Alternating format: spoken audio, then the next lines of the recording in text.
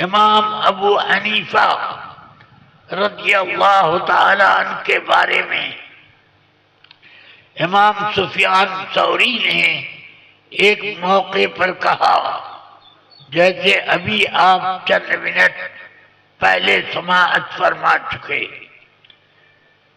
کہ ابو حنیفہ لمحوں میں جس بات تک آپ پہنچ جاتے ہیں ہم کو برسوں تک اس بات تک پہنچنے کی توفیق نہیں مل پاتی۔ اس سے یہ پتہ چلتا ہے کہ آپ کی ذہانت کے ساتھ ساتھ تائید غیبی آپ کے ساتھ ہمیشہ رہتی ہے۔ اس لیے امام اعظم رحمۃ اللہ علیہ کا ایک واقعہ ادھورا ہی صحیح مگر ابھی آپ سن چکے۔ میاں بیوی میں جھگڑا ہوا اور دونوں نے قسم کھائی۔ شوہر نے کہا کہ خدا کی قسم، جب تک تو مجھ سے بات نہ کرے گی میں تجھ سے بات نہ کروں گا۔ اور بیوی بھی وہ موشدار تھی، اس نے بھی فوراً قسم دہرا لی کہ میں بھی تجھ سے اس وقت تک بات نہ کروں گی جب تک تو مجھ سے بات نہ کرے گا۔ اب جوش میں تو یہ دونوں نے قسمیں کھا لی، مگر جب غصہ شروع ہوا تو اس کے بعد دونوں کو گھریلو معاملات میں ایک دوسرے سے بات کی ضرورت محسوس ہوئی اور قسم بھی یاد آ رہی ہے۔ اور حال یہ ہے کہ قسم توڑنے کا جو کفارہ ہے دونوں کو وہ اس کفارے کی سکت نہیں، اور روزہ بھی وہ رکھنے کی ہمت نہیں بات پا رہے ہیں۔ اس لیے امام سفیان ثوری رحمت اللہ علیہ کی خدمت میں شوہر گیا، حضور اس طرح کی قسم ہم دونوں میاں بیوی نے کھا لی، میں نے کہا کہ جب تک تو نہ بولے گی خدا کی قسم میں تجھ سے نہ بولوں گا۔ بیوی بھی تاؤ میں آ گئی اور اس نے بھی کہا کہ جب تک تو مجھ سے بات نہ کرے گا، پہلے بات تو نہ کرے گا تب تک میں تجھ سے بات نہ کروں گی۔ امام سفیان ثوری کے پاس شوہر گیا کہ ہم لوگ غصے میں اس طرح کی قسم کھا بیٹھے، کیا کوئی ایسی صورت ہے کہ ہم دونوں آپس میں بات کریں اور قسم بھی نہ ٹوٹے، کفارہ بھی دینا نہ پڑے؟ امام سفیان ثوری فرماتے ہیں کوئی سبیل نہیں ہے، کوئی راستہ نہیں ہے۔ تم میں سے ایک کو بات کرنے میں جو پہلے آغاز کرے اس کو کفارہ دینا ہی پڑے گا۔ اچھا، امام ابو حنیفہ کے پاس بڑے بڑے علماء سے فتویٰ پوچھا، یہی جواب ملا۔ امام ابو حنیفہ کے پاس پہنچے، قصہ بیان کیا۔ امام ابو حنیفہ نے فرمایا جا تو اپنی بیوی سے بات کر، کفارہ وغیرہ کچھ نہیں دینا ہوگا۔ اب وہ آدمی بیوی سے بات کرنے کیا جاتا، علماء کے ساتھ جو عوام کا برتاؤ ہوتا ہے وہ برت دیا کہ اس عالم کا فتویٰ اس عالم کے فتوے سے لڑاؤ۔ یہ ایک طریقہ عوام میں رائج ہوتا ہے۔ تو اب سیدھا وہ پہنچا امام سفیان ثوری کے پاس کہ آپ نے یہ فتویٰ دیا کہ جو تم میں سے بات پہلے کرے گا اس کی قسم ٹوٹے گی اور اسے کفارہ دینا ہوگا۔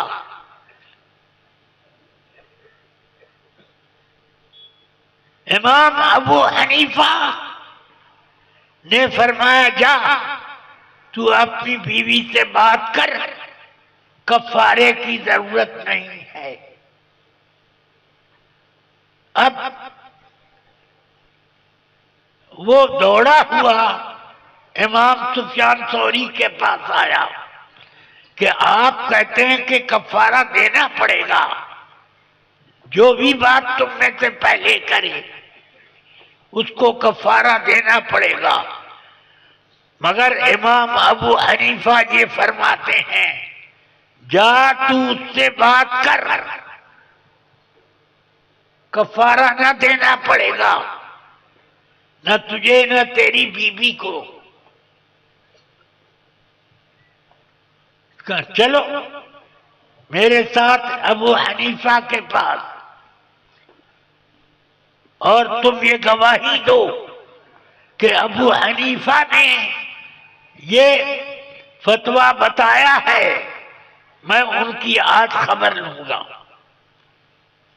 آئے اور امام ابو حنیفہ سے فرمایا آپ لوگوں کو غلط فتوے کیوں بتاتے ہیں؟ انہوں نے فرمایا میں نے کون سا غلط فتویٰ دیا، آپ بتائیں بھی تو انہوں نے اس آدمی کو پیش کیا کہ اس کو آپ نے غلط فتویٰ دیا۔ کیا میں نے فتویٰ دیا کہ میاں بیوی دونوں نے یکے بعد دیگرے یہ قسم کھائی کہ پہلے تو بات کرے گا تب میں بات کروں گی، اور وہ کہتا ہے پہلے تو بات کرے گی تب میں کروں گا، ورنہ قسم ہے، قسم کے ساتھ یہ کہا خدا کی قسم جب تک تو مجھ سے بات نہ کرے گی میں تجھ سے بات نہ کروں گا۔ اور بیوی نے بھی قسم کھائی کہ جب تک تو مجھ سے بات نہ کرے گا میں تجھ سے بات نہ کروں گی۔ اب غصہ تو اترا، اس کے بعد دونوں گھبرائے کہ اب ہم لوگ کہاں سے کفارے کا پیسہ لائے، میں اگر پہلے بات کروں تو مجھے کفارہ دینا پڑے اور اور میرا شوہر بات کرے تو اسے کفارہ دینا پڑے، اور دونوں کے پاس کفارے کا کی کوئی شکل بن نہیں رہی ہے، کیا کریں؟ امام ابو حنیفہ کے پاس آئے، انہوں نے فرمایا شوہر سے جا تو بات کر، کوئی کفارہ فارہ نہیں۔ وہ اپنی بیوی سے بات کرنے کیا جاتا، سیدھے امام سفیان ثوری کے پاس پہنچا، آپ نے یہ فتویٰ دیا اور ابو حنیفہ نے اس کے خلاف فتویٰ دیا، میں کس پر عمل کروں؟ کیا انہوں نے فتویٰ دیا؟ کہا کہ قسم کھائی میں نے بھی اور بیوی نے بھی، تو پہلے میں نے قسم کھائی، بعد میں بیوی نے، اور جب بیوی نے قسم کھائی کہ جب تک تو بات نہ کرے گا خدا کی قسم میں تجھ سے بات نہ کروں گی۔ اور وہ کہہ رہے ہیں امام ابو حنیفہ کہ جا کے تو بات کر، نہ تیری قسم ٹوٹے گی نہ اس کی۔ تو اب امام سفیان ثوری کہتے ہیں کہ آپ غلط فتوے دیتے ہیں۔ امام اعظم نے فرمایا کیا غلط فتویٰ دیا؟ کہ اسی شخص سے یہ کہا آپ نے، کہا کہ پوچھئے اس سے کیا واقعہ ہے، پوچھئے۔ کہا میں نے قسم کھائی کہ جب تک تو مجھ سے بات نہ کرے گی میں تجھ سے بات نہ کروں گا۔ اور پلٹ کر اس نے بھی قسم کھائی کہ جب تک تو بات نہ کرے گا میں بات نہ کروں گی تجھ سے۔ تو دونوں نے تو قسم کھا لی، اب ایک قسم تو ٹوٹے گی۔ امام ابو حنیفہ فرماتے ہیں کیسے قسم ٹوٹے گی دونوں کی؟ سنیے، جب اس نے کہا کہ جب تک تو بات نہ کرے گی میں تجھ سے بات نہ کروں گا، اس کے بعد ہی تو اس نے کہا ہے کہ میں تجھ سے بات نہ کروں گی جب تک تو بات نہ کرے گا۔ تو اس کے بعد مرد کی قسم کھانے کے بعد ہی تو بیوی اس کو مخاطب کر کے بات کر رہی ہے کہ جب تک تو مجھ سے بات نہ کرے گا میں نہیں بات کروں گی۔ تو عورت نے تو بات کر لی اس سے، اب قسم کیسے شوہر کے بات کرنے سے ٹوٹے گی؟ جا تو بات کر۔ اب امام سفیان ثوری فرماتے ہیں ابو حنیفہ تمہاری شخصیت عجیب و غریب ہے، جو مسئلہ آنن فانن آپ کے ذہن میں آ جاتا ہے ہم لوگ دو برس میں بھی اس کو حل نہیں کر پاتے۔ یہ امام اعظم ابو حنیفہ کی شان ہے۔ اور اللہ تعالی نے میرے اعلی حضرت کو امام ابو حنیفہ کا سچا جانشین بنایا۔ ایسے مسئلے جس مسئلے کا کوئی حل نہ نکل پائے، حضور سیدنا اعلی حضرت رضی اللہ تعالی اس کا حل بتا دیتے تھے۔ اس لیے ہم سمجھتے ہیں کہ امام ابو حنیفہ کا اس دور میں اگر کوئی سچا مظہر اور جانشین تھا تو وہ امام احمد رضا تھے۔ سمجھ میں آئی بات؟ یہ اعلی حضرت کی شان۔ حرمین طیبین کے علماء کرام اس زمانے میں دنیا کے سب سے بڑے بڑے علماء مانے جاتے تھے۔ آج کل کے تو بکاؤ ملا وہاں پر ملتے ہیں، مگر اعلی حضرت کے زمانے میں وہ علماء ہوتے تھے جو بادشاہوں کی بادشاہت کی چول ہلا کرتے تھے۔ یہ شان تھی ان کی اس وقت کے علماء میں۔ اعلی حضرت رضی اللہ تعالی کی ایک شان تھی۔ اس لیے حرمین طیبین کے علماء فرماتے ہیں لو رآہ ابو حنیفہ لعدہ فی اصحابہ، اگر امام ابو حنیفہ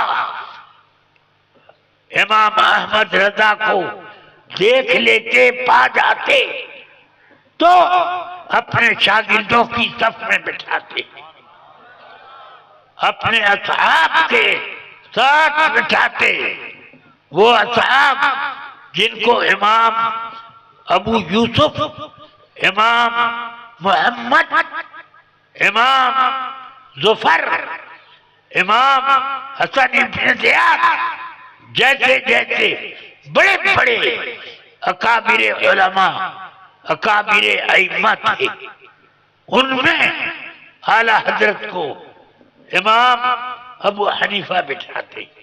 سبحان اللہ، یہ کون کہہ رہے ہیں؟ میرے جیسے ملا لوگ نہیں کہہ رہے، یہ حرمین طیبین کے اس وقت کے علماء جو حکومتوں کا مزاج بدل دیا کرتے تھے، وہ علماء فرما رہے ہیں۔ اللہ تبارک و تعالی میرے اعلیٰ حضرت کے فیض و برکات ہمیشہ ذاتی دنیا تک جاری و ساری رکھے، اور ہم سب کو ان کے مناقب، مراتب اور ان کی کے فیضان کو حاصل کرنے اور ان کے طریقے پہ چلنے، ان کے فیض و برکات سے مالا مال ہونے کا موقع عطا فرمائے۔ وصلی اللہ تعالی علی خیر خلقہ وقاسم رزقہ وسراج افقہ سیدنا و مولانا محمد وعلی واصحابہ اجمعین۔ میں نے یہ تقریر کی، ایک تمہید کی، عمر میری 94 سال پوری ہو گئی، 95 میں میں نے قدم رکھ دیا۔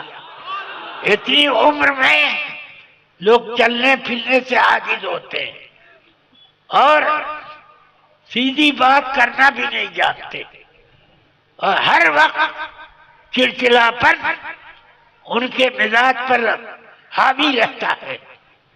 کرم ہے میرے رب کریم کا کہ مجھے امام ابو حنیفہ اور امام احمد رضا کا غلام بنا کر اس قابل بنا رکھا ہے کہ میں اپنے ہوش حواس میں رہتا ہوں۔ اللہ تبارک و تعالی ہم سب کو مالا مال فرمائے۔ اب میں گزارش کرتا ہوں شہزادہ سیدنا اعلیٰ حضرت کے، سبحان اللہ، کہ وہ اپنے چند کلمات متبرکہ سے ہم لوگوں کو برکات عطا کریں، فیضیاب بنائیں۔ اللہ تعالی ان کے فیض و برکات سے ہم سب کو مالا مال فرمائے۔ لیجیے ذرا، اللہ تعالیٰ حضور محدث کبیر کی عمر میں اور برکتیں عطا فرمائے، آپ کا سایہ جہان اہل سنت پر قائم و دائم فرمائے۔